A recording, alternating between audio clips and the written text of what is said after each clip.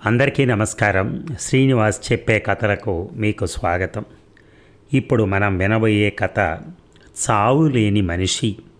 రచన వెంకటమణి ఈశ్వర్ గారు. మరి కథలోకి వెళ్దామా? ఒక పాత డైరీలో నెంబరు వెతికి పట్టుకుని లక్ష్మణమూర్తికి ఫోన్ చేశాడు గ్రంథాలయాధికారి సత్యారావు. ఎన్నిసార్లు చేసినా ఫోన్ కలవలేదు. ఇప్పుడు ఎలా ఆయన్ని సంప్రదించడం అని అటెండర్ వెంకట్రావు వైపు విస్తుపోయి చూశాడు. ఫోను మనుగడలో లేనట్టుంది సార్. మన కోణం రామానాయుడు మాస్టర్ గారి దగ్గర ఆయన అడ్రస్ తప్పకుండా ఉంటుంది అవి అని చెప్పాడు అటెండర్ వెంకట్రావు. ఫోన్ చేసి పిలుద్దామంటే గ్రంథాలయ అధికారి వద్ద ఆ మాస్టర్ నెంబర్ లేదు. సరే, నువ్వు వెళ్ళి నేను రమ్మంటున్నానని మాస్టర్ గారికి కబురు చెప్పిరా అని వెంకట్రావును పంపారు. అక్కడికి కాస్త దగ్గరలోనే కోనా గ్రామం. వెంకట్రావు బండేసుకుని వెళ్ళి కబురు చెప్పొచ్చాడు. ఆ మర్నాడు ఉదయమే చీడికాడకు బయలుదేరొచ్చాడు రామనాయుడు మాస్టారు. దారిలో తెలిసిన మనుషుల్ని పలకరించుకుంటూ రామాలయం వీధిలోకి వెళ్ళి కొత్తగా కట్టిన ఓ భవనం ముందు ఆగాడు. ఆ భవనాన్ని చూసి సంభ్రమానికి గురయ్యాడు. రెప్ప వేయకుండా కాసేపు ఆ భవనం వైపే చూస్తూ ఉండిపోయాడు. శాఖా గ్రంథాలయం, చీడికాడ. పైన పెద్ద పెద్ద అక్షరాలతో నేమ్ బోర్డు, కింద ప్రధాన ద్వారం పక్కగా ఒక శిలాఫలకం. దాని మీద స్థలదాత జంజాల లక్ష్మణమూర్తి అన్న పేరు రాసింది. ఇప్పుడు ఈ గ్రంథాలయాన్ని లక్ష్మణమూర్తి కానీ చూస్తే ఎంత ముచ్చటపడిపోతాడో కదా అనుకుంటూ లోనికి అడుగు పెట్టాడు. లోన పెద్ద హాలు, పాఠకుల కోసం 4 పెద్ద బల్లలు, వాటి చుట్టూ కుర్చీలు వేసున్నాయి. గోడల్ని ఆనుకుని చెక్క బీరువాలు, ఐరన్ ర్యాకు ఉన్నాయి. నిండా పుస్తకాలే. వాటి వంక చూస్తూ ఉండిపోతే మాస్టారు రాకను గమనించిన గ్రంథాలయ అధికారి ఆఫీస్ రూమ్లోంచి బయటకొచ్చి, రండి మాస్టారు, మీకోసం ఎదురు చూస్తున్నాం అని తీసుకువెళ్ళాడు. అంతలో ఉప సర్పంచ్ దొరబాబు, మండల అధ్యక్షురాలు లక్ష్మి భర్త ముసలినాయుడు వచ్చారు. వెంకట్రావు 4 కుర్చీలు తెచ్చి వేశాడు. 4 కూర్చుని సమావేశమయ్యారు. ఏం లేదు మాస్టారు, గ్రంథాలయం పని పూర్తయినట్టే, ఇక ప్రారంభోత్సవమే తరువాయి అని రామానాయుడుతో చెప్పారు గ్రంథాలయ అధికారి సత్యారావు. చాలా సంతోషం సార్, మొత్తానికి 4 భవనం పూర్తయింది. ప్రారంభోత్సవం ఎప్పుడు చేయాలని నిర్ణయించారు అని అడిగాడు రామనాయుడు మాస్టారు. అదేనండి, మన లక్ష్మణమూర్తి గారి చేతుల మీదుగా ఆ శుభకార్యం జరిపించాలని. ఈ గ్రంథాలయానికి ఆయనే కదా స్థలదాత. ఆయన్ని పిలుచుకురావటానికి మీరు ఢిల్లీ వెళ్ళొస్తారా అని అడిగాడు గ్రంథాలయ అధికారి. ఆయన ఇక్కడి నుంచి ఢిల్లీ వెళ్ళిపోయి 6-7 ఏళ్ళు అవుతోంది. వెళ్ళిన కొత్తలో 2-3 సార్లు ఫోన్ చేశారు. ఎంచేతనో ఆ తర్వాత నుంచి ఆయన నుంచి ఏ ఫోన్లు రాలేదు. కొడుకు దగ్గరే ఉండుంటారు అని సాలోచనగా సత్యారావు వైపు చూశాడు రామానాయుడు. ఖర్చు సంగతి మేము చూసుకుంటాం మాస్టారు, మీరు వెళ్ళి స్వయంగా ఆయన్ని ఆహ్వానించి రావాలి అని కోరాడు ఉప సర్పంచ్ దొరబాబు. మిగిలిన విషయాలు మాట్లాడుకున్నాక అలాగేనండి అయితే అని చెప్పి రామానాయుడు మాస్టారు తిరుగుముఖం పట్టారు. మొత్తానికి తన స్నేహితుడి కల నెరవేరినందుకు, అందున త్వరలో అతనిని కలవబోతున్నందుకు సంతోషం వెల్లివిరిసింది ఆయనలో. లక్ష్మణమూర్తి చీడికాడ గ్రంథాలయ అధికారిగా ఉన్నప్పుడు తను ఆ మండల పరిధిలోని వరహాపురం ఎలిమెంటరీ స్కూల్లో టీచర్గా పనిచేసేవాడు.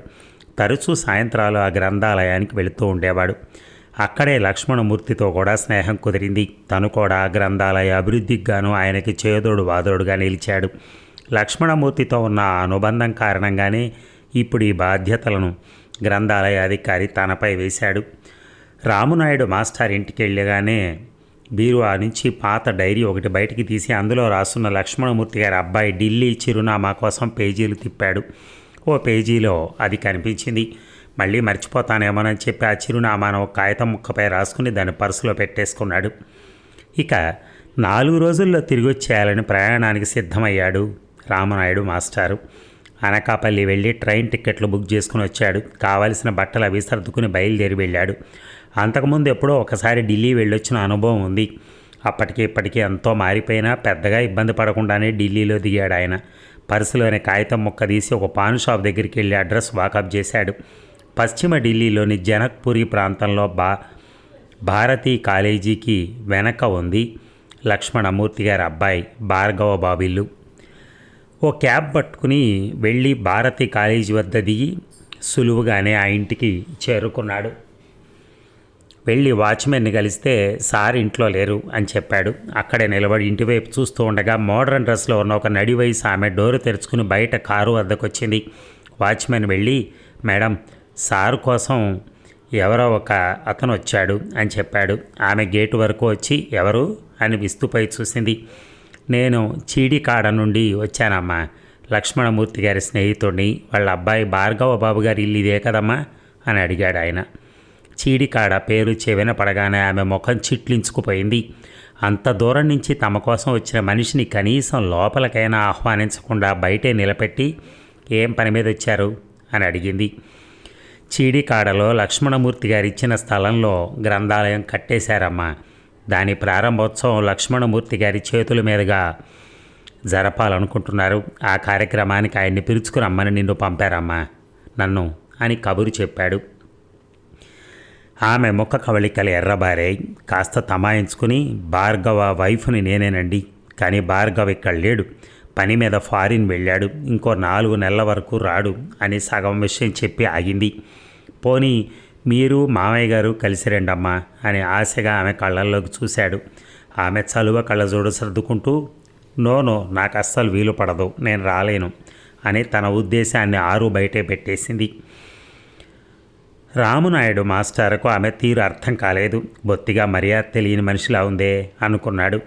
పోనీ అమ్మ, మీ మామగారిని ఒకసారి కలవచ్చా అని అడిగాడు. తడబడింది ఆమె. సార్, ఏమీ అనుకోవద్దు, నేను అర్జెంటుగా వెళ్ళాలి, చాలా దూరం వెళ్ళాలి, అసలే మాకిక్కడ ట్రాఫిక్ సమస్య, మీరు మరోసారి రండి అని చెప్పి కారు ఎక్కి స్టార్ట్ చేసుకుని వెళ్ళిపోయింది. రామునాయుడు మాస్టారు, అమ్మా నేను లక్ష్మణమూర్తి గారిని కలవాలమ్మా అని కొంత దూరం కారు వెనకపడ్డాడు. ఆమె పట్టించుకోకుండా రయ్యిన పోనిచ్చింది కారుని. మాస్టారు నీరసంగా వెనక్కొచ్చి, బాబు లోపల లక్ష్మణమూర్తి గారు ఉన్నారా అని వాచ్మెన్ అడిగాడు. ఇంట్లో సారు, మేడం, వారి పిల్లలే ఉంటారు, ఇంకెవరూ ఉండరు అని చెప్పాడు. మరి ఆయన ఎక్కడున్నాడు బాబు? నేను ఈ మధ్యనే జాయిన్ అయ్యాను, నాకు తెలిసి సారు తాలూకా వాళ్ళెవరిక్కడ లేరు. ఇక చేసేది లేక మెల్లగా నడుచుకుంటూ వచ్చిన దారినే వెనక్కి మరిలాడు. దారిలో ఒక పార్కులోని చెట్టు కింద సిమెంట్ బల్లపై కూర్చుని, మంచిదే, ఇంట్లోకి రమ్మనకపోతే పోయింది, కనీసం లక్ష్మణమూర్తి ఎక్కడున్నారో కూడా చెప్పలేదు, ఇప్పుడు ఏమిటి చేయటం అని మదనపడ్డాడు. ఆయన కొడుకు దగ్గర లేకపోతే మరెక్కడున్నట్టు? కూతురు శైలజ దగ్గర కానీ ఉన్నాడా? ఇక్కడ లేకపోతే ఇక అక్కడే ఉంటాడు అనుకున్నాడు. ఇక్కడ ఉండకుండా అక్కడెందుకుంటాడన్న సందేహం కలిగింది. కొడుకు కోడలతో పడలేదా? ఏవేవో ఆలోచనలు చేసి చివరికి ఒక నిర్ణయానికి వచ్చాడు. నేరుగా విశాఖపట్నం పోకుండా హైదరాబాద్లో దిగి శైలజ ఇంటికి పోవాలనుకున్నాడు. అయితే వాళ్ళ అడ్రస్ తెలియదే. శైలజ భర్త దూరదర్శన్లో ఏదో ఆఫీసర్ అని మాత్రం తెలుసు. దూరదర్శన్ కార్యాలయానికి పోతే వాళ్లే చెప్తారనుకున్నాడు. సాయంత్రం వరకు అక్కడే ఉండి మళ్ళొకసారి ఆ ఇంటికి వెళ్ళి వాచ్మెన్ అడిగాడు. ఆమె ఇంకా రాలేదని, ఎప్పుడొస్తారో కూడా తెలియదని సమాధానం ఇచ్చాడు. ఆమె కోసం వేచి ఉండటం ఇక అనవసరం అనిపించింది మాస్టార్కి. తిరుగు ప్రయాణం టికెట్ కూడా బుక్ చేసుకున్నారా. ఓ పక్క ట్రైన్ టైం అయిపోతోంది. ఆటో ఎక్కి రైల్వే స్టేషన్కి వెళ్ళి సమతా ఎక్స్ప్రెస్ను పట్టుకున్నాడు. రైలు కదిలింది. ఇక సికింద్రాబాద్ స్టేషన్లో ట్రైన్ దిగాడు రామనాయుడు మాస్టారు. దూరదర్శన్కి ఎటు పోవాలని స్టేషన్లో వాకప్ చేశాడు. దూరదర్శన్ రామాంతపూర్లో ఉంది, పలానా బస్ ఎక్కి పొమ్మని ఒక ఆయన చెప్పాడు. దూరదర్శన్ టీవీ స్టూడియోకి పోవడం ఆయనకి పెద్ద కష్టం కాలేదు. అక్కడ మాస్టర్ చెప్పిన వివరాల ప్రకారం సీనియర్ కంటెంట్ మేనేజర్ ఆనందరావే ఆయన వెతుకుతున్న వ్యక్తి అని నిర్ధారణకు వచ్చారు. అయితే ఆయన ప్రస్తుతం ఆఫీసులో లేరని, మలక్పేటలోని టీవీ టవర్ కార్యాలయానికి వెళ్ళారని, దగ్గరలోనే దూరదర్శన్ కాలనీలోనే నివాసం ఉంటున్నారని అక్కడికి వెళ్ళమని సిబ్బంది చెప్పారు. మాస్టారు ఆటో పుచ్చుకుని ఆ కాలనీకి వెళ్ళి వాళ్ళని వీళ్ళని అడిగి ఆనందరావు ఇంటికి చేరుకున్నాడు. కొన్నేళ్ల తర్వాత చీడికాడ నుంచి ఒక మనిషి వచ్చేసరికి శైలజ ఒకంత ఆశ్చర్యానికి గురైంది. సాదరంగా లోనికి ఆహ్వానించింది. ఎప్పుడో 10 ఏళ్ల కిందట నిన్ను నీ పెళ్ళప్పుడు చూడటమే, పెళ్ళయ్యాక 2-3 సార్లు ఊరొచ్చినట్టున్నావు, మీరంతా చీడికాడను మర్చిపోయారమ్మా అంటూ లోనికి వెళ్ళాడు రామనాయుడు. ఆమె ఇబ్బందిగా నవ్వుతూ కుర్చీ వేసింది. చిన్న పని మీద వచ్చానమ్మా అని చెప్తూ కూర్చున్నాడు ఆయన. మంచినీళ్ళు తెచ్చిచ్చింది, తాగాడు. గ్లాస్ కింద పెట్టి లోన గదుల వైపు ఆత్రంగా తొంగి చూస్తూ, నాన్నగారు ఏరమ్మా, ఆయన ఎలా ఉన్నారు అని అడిగాడు. ఆయన అలా అడిగేసరికి శైలజ గతుక్కుమంది. అదేమిటి, నాన్న గురించి అన్నయ్య ఏ విషయమో ఊరి వాళ్ళకి చెప్పలేదా? ఈయనేంటి ఇలా అడుగుతున్నారు? ఇప్పుడు ఈయనకి ఏ విషయం ఎలా చెప్పటం? ఇన్నాళ్ళకి ఆ విషయం చెప్తే ఊరి వాళ్ళ ముందు పరువు పోతుందే. ఆమె మనసు పరిపరి విధాలా పోయింది. జరిగిన సంగతి చెప్పడానికి నోరు రాలేదు. చెప్తే ఆమెను అపార్థం చేసుకుంటారేమోనని చేతులు పిసుక్కుంటూ పరధ్యానంలో పడిపోయింది. అమ్మా, నిన్నే నాన్నగారు ఎలా ఉన్నారని అడుగుతుంటే మాట్లాడవే అని రెట్టించడంతో ఆమె ఈ లోకంలోకి వచ్చింది. ఆయన తనను నిలదీస్తున్నట్టుగా అనిపించింది ఆమెకి. ఇక ఏదో ఒకటి చెప్పక తప్పదని తనను తాను నిభాయించుకుంటూ, నాన్నగారు మమ్మల్ని వదిలి వెళ్ళిపోయారండి అని పొడి పొడిగా చెప్పింది. ఆమె నోటి నుంచి ఆ మాటలు విన్న ఆయన హతాశుడయ్యాడు. ఎప్పుడమ్మా, ఎప్పుడు జరిగింది ఈ ఘోరం? మాకెవరికీ చెప్పలేదే అని ఆవేశపడుతూ అడిగాడు. 5 ఏళ్ళు అవుతోందండి, నెమ్మదిగా చెప్పింది ఆమె. స్థాణువులా ఉండిపోయాడు మనిషి. వివరంగా విషయం చెబుదామనుకుంటున్నంతలో ఆమె భర్త ఆనందరావు ఇంటికొచ్చాడు. భర్త ఇంట్లో ఉండగా ఆ విషయం ఎవరి వద్దనైనా చర్చించడం ఎంతమాత్రం శ్రేయస్కరం కాదని ఆమె ఆ ప్రయత్నాన్ని విరమించుకుంది. లేచి నాన్నగారి మిత్రుడని మాస్టారును భర్తకు పరిచయం చేసింది. ఒక్క నిమిషం మాస్టర్, ఇప్పుడే వస్తాను అని చెప్పి భర్తతో లోపల గదిలోకి వెళ్ళి స్నానం చేసి రమ్మని అతగాడికి తువ్వాల అందించింది. వంటింట్లోకి వెళ్ళి కాఫీ కలుపుకొని వచ్చి మాస్టార్కి ఇచ్చింది. మాస్టారు కాఫీ కప్పు కింద పెట్టి, ఎంత పని జరిగిపోయిందమ్మా. నువ్వంటే ఒక ఇంటి దానివై బయటికి వెళ్ళిపోయిన దానివి. మీ అన్నయ్యకి ఏమైంది? ఎంత ప్రేమించి ఆ తెల్లతోలు పిల్ల వెనక దేశాలు పట్టిపోతే మట్టుకు బంధువులు వదిలేయాలా? ఆఖరికి మీ వదిన్ని కూడా పిలిచి అడిగాను. ఆ అమ్మ మూర్తి గురించి ఏ విషయం చెప్పకుండానే ఉడాయించేసింది అని వగర్చాడు. కాసేపటి తర్వాత దీర్ఘంగా ఒక నిట్టూర్పు విడిచి, సరేనమ్మా, జరిగిపోయిందేదో జరిగిపోయింది, ఇక జరగవలసిందే, దాని సంగతి చూడాలి. నేను వచ్చిన పని ఏమిటంటే, ఊరిలో గ్రంథాలయ భవన నిర్మాణానికి నాన్నగారి ఇంటి స్థలం దానంగా ఇచ్చారు కదా, ఆ స్థలంలో భవన నిర్మాణం పూర్తయిపోయింది. ప్రారంభోత్సవానికి నాన్నగారిని పిలుచుకురమ్మంటే నేను ఇలా వచ్చాను. తీరా ఇక్కడికి వస్తే ఇలా జరిగింది. ఆ కార్యక్రమానికి మీ అన్నయ్య ఎలాగూ రాడు. ఇక నువ్వే ఆయన వారసురాలిగా ఊరొచ్చి నీ చేతుల మీదుగా ఈ కార్యక్రమం జరిపించాలి. ఏమంటావు అని అడిగారు. అలాగే వస్తానన్నట్టుగా శైలజ తల ఊపింది. మాస్టర్ ఏదో గుర్తు వచ్చిన వాళ్ళ, అమ్మా, ఇంతకీ నాన్నగారి వర్ధంతి ఎప్పుడు పడింది అని అడిగాడు. అటుపైన ఆయన జయంతి రోజున ప్రారంభోత్సవం పెట్టుకుంటే బాగుంటుందేమో అన్నాడు. మాస్టర్ నోటి వెంట నుంచి వెలువడిన వర్ధంతి అన్న మాటను ఆమె వినలేకపోయింది. నా మాటల్ని ఎలా అర్థం చేసుకున్నారు ఈయన అని అయోమయంలో పడిపోయింది. అసలు ఏం జరిగిందో ఇక ఆయనకు స్పష్టంగా చెప్పే తీరాలి. భర్త చూస్తే ఇంట్లో ఉన్నాడు. తండ్రి గురించి ఏ మాట తన అన్నయ్య ఊరి వాళ్ళకి చెప్పలేదన్న విషయం తమ మాటల ద్వారా తెలిస్తే అతగాడు మళ్ళీ అగ్గింపుయ్యేద గుగ్గిలం అయిపోతాడు. అదే ఆమె భయం. ఇప్పటికే భార్గవ బాబుతో పెద్ద పెద్ద గొడవలు పడున్నారు. తన తండ్రి విషయమయ్యి ఆ గొడవలు జరిగాయి. అందువల్ల అన్నయ్య పేరెత్తితే అస్సలు ఊరుకోడు ఆనందరావు. గతంలో పక్కింటి ఆమెతో మాటల సందర్భంలో ఆ విషయం ప్రస్తావించినందుకే తన చెంపలు వాయిగొట్టాడు. ఇక అతగాడు ఊసెత్తితే మర్యాద ఉండదని హెచ్చరించాడు. అవన్నీ ఆలోచించి ఏ విషయం చెప్పకుండా ప్రస్తుతానికి ఊరుకోవటమే మంచిదనిపించింది ఆమెకి. మాస్టర్ గారి నెంబర్ తీసుకుని రేపు ఫోన్ చేసి విషయం చెప్పచ్చని నిర్ణయించుకుంది. స్నానం ముగించుకొని భర్త అటుగా వస్తున్నాడేమోనని గది వైపు తొంగి చూసి, అలా వద్దు కానీ మాస్టారు, ఏదైనా మంచి రోజు చూసి కార్యక్రమం కానివ్వండి అని చెప్పింది. కింద పెట్టిన కాఫీ కప్ అందుకుని తాగి, సరేనమ్మా, ఇక నేను వెళ్ళొస్తాను అని చెప్పి వెళ్ళిపోయాడు ఆయన. ఇక ఏదో తప్పు చేశాను అనే అపరాధ భావంతో శైలజ రాత్రంతా నిద్రపోనేలేదు. తన తండ్రి, అన్నయ్య, గ్రంథాలయం గురించిన గతాన్నంతా తవ్వుతూ కూర్చుంది. లక్ష్మణమూర్తికి పుస్తకం అంటే ప్రాణం. తన జీవితాన్నంతా కుటుంబం కోసం, గ్రంథాల కోసమే త్యాగం చేశాడు. సొంతూరు చీడికాడ గ్రంథాలయానికి బదిలీపోయి వచ్చేటప్పటికి అది అద్దె కొంపలో నడిచేది. శిథిలావస్థకు చేరిన 2 గదుల మేడ, కిటికీ రెక్కలు విరిగిపోయి పుస్తకాలకు సరైన రక్షణ కూడా ఉండేది కాదు. వర్షం వచ్చి గట్టిగా గాలుపులు కొడితే జల్లు లోపకొచ్చేసి పుస్తకాలు తడిసిపోయేవి. తను బాధ్యత తీసుకున్నాక సొంత డబ్బులతో ముందుగా కిటికీలకు రెక్కలు సరిచేయించాడు. బీరువాలకు పగిలిన అద్దాలను తొలగించి కొత్తవి వేయించి పుస్తకాలను ఒక వరుసలో పెట్టించాడు. క్రమంగా దాతల సహకారంతో కొత్త కుర్చీలు వేయించాడు. కొత్త పుస్తకాలు తెప్పించాడు. ముఖ్యంగా బాలలకు, విద్యార్థులకు పనికొచ్చే పుస్తకాలను అందుబాటులో ఉంచాడు. గ్రంథాలయానికి అద్దె బిల్లులు సకాలంలో చెల్లించేది కాదని గవర్నమెంటు. అప్పుడు తన జీతం డబ్బుల నుంచే అద్దె చెల్లించేసేవాడు. గ్రంథాలయానికి పక్కా భవనం కోసం అధికారులకి, పాలకులకి విజ్ఞప్తుల మీద విజ్ఞప్తులు ఎన్నో చేశాడు. ఎవరూ పట్టించుకున్న పాపాన పోలేదు. కనీసం పంచాయతీ నుంచి రావాల్సిన సెస్సు బకాయి అయినా వస్తే గ్రంథాలయాన్ని అభివృద్ధి చేయించచ్చని భావించి ఆ కార్యాలయం చుట్టూ కాళ్ళు అరిగేలా తిరిగేవాడు. పైసా ఫలితం దక్కలేదు. వ్యవస్థ తీరుతో విసిగెత్తిపోయాడు లక్ష్మణమూర్తి. ఓసారి స్థానిక ఎమ్మెల్యే గ్రంథాలయానికి ఊరి చివర స్థలం కేటాయించేలా చూస్తామని చెప్తే, ఎందుకు సార్ ఊరి చివర, ఇప్పటికే గ్రంథాలయాల అభివృద్ధికి ఆమడ దూరంలో ఉన్నాయి, ఇంకా ఊరి చివరకు తోసేస్తే పుస్తకాలు అంటరానివి అయిపోతాయి అని ఆయనతో వాదనకు దిగాడు. ఇక వీళ్ళ వల్ల ఏది అయ్యేది లేదని ఊరి మధ్య ఉన్న తన ఇంటి స్థలాన్ని గ్రంథాలయానికి రాసి ఇచ్చేశాడు. పెద్ద స్థలమే అది. ఇక రిటైర్మెంట్ పుచ్చుకున్నాక లక్ష్మణమూర్తి గ్రంథాలయ ఉద్యమం అంటూ కొన్నాళ్ళు తిరిగాడు. ఉద్యోగంలో ఉన్నప్పుడు అధికారిగా మాటకు మనిషికి దక్కిన విలువ అది లేకపోయాక దక్కలేదు. పైగా ఇంట్లో ఒంటరి బతుకు, భార్య పోయిన మనిషి, వయసు కూడా మీద పడుతోందని చెప్పి ఇక కొడుకు దగ్గరికి వెళ్ళిపోదాం అనిపించింది. కొడుకు భార్గవ్ ఏమో ఢిల్లీలో అద్దాల మెడ కట్టుకుని కాపురం వెలగబెడుతున్నాడు. ఒక పెద్ద కంపెనీకి జనరల్ మేనేజర్ అతగాడు. తన దగ్గరికి వచ్చేస్తానని కబురంపాడు. వచ్చేయమన్నాడు కొడుకు.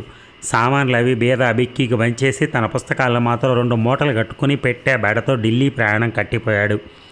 అద్దాల మేడలో ఒక మూల గదిని తనకిచ్చారు. తన వెంట తెచ్చిన పుస్తకాలను తర్వాత సర్దుకుందరు కానీ అని చెప్పి స్టోర్ రూమ్లో పడేశారు.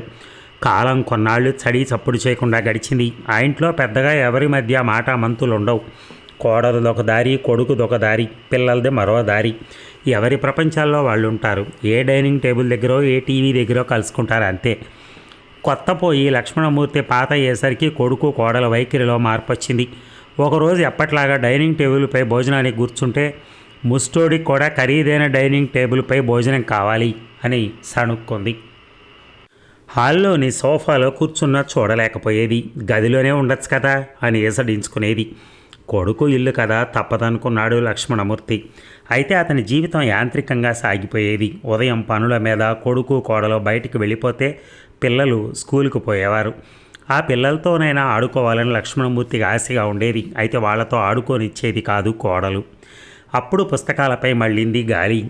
అవేమో స్టోర్ రూమ్లో ఉండిపోయాయి. చూసి చూసి ఒకరోజు స్టోర్ రూమ్ తాళాలు తీసి పుస్తకాల మూటలను విప్పి తన గదిలోని తెల్లని పాలరాయిలా మెరిసే కబోర్డులో సర్దాడు. పట్టరాని సంతోషం కలిగింది ఆయనకి. అయితే ఆ సంతోషం ఎన్ని రోజులో నిలవలేదు. ఓ ఆదివారం కొడుకు భార్గవ్ బాబు అతని గదిలోకి ఎందుకో వెళ్ళాడు. వెళ్ళిన వాడికి కబోర్డులపై అక్కడక్కడ నల్లని మరకలు కనిపించాయి. చివుక్కు మంది అతని మనస్సు. ఈ మరకలేమిటి అనుకుంటూ కబోర్డులు తెరిచి చూశాడు. ఇంకేముంది, కబోర్డుల నిండా పుస్తకాలు తెరిచున్నాయి. పేర్చి పట్టరాని కోపం వచ్చేసింది. ఏంటి నాన్న ఈ పని? కన్న తండ్రిని కూడా చూడకుండా కేకలేశాడు. మీకు బుద్ధి జ్ఞానం ఏమైనా ఉందా?